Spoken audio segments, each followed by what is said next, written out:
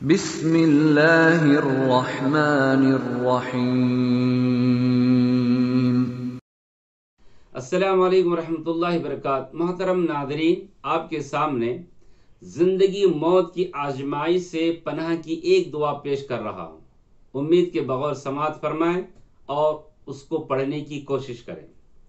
اللہم انی اعوذ بک من العجز والکسل والجبن والبخل والحرم واعوذ بک من عذاب القبر واعوذ بک من فتنة المحیا والممات۔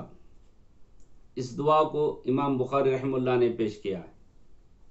ترجمہ: اے اللہ، میں تیری پناہ مانگتا ہوں عاجزی سے، سستی سے، بزدلی سے اور بہت زیادہ بڑھاپے سے، اور میں تیری پناہ میں آتا ہوں زندگی اور موت کی آزمائشوں سے۔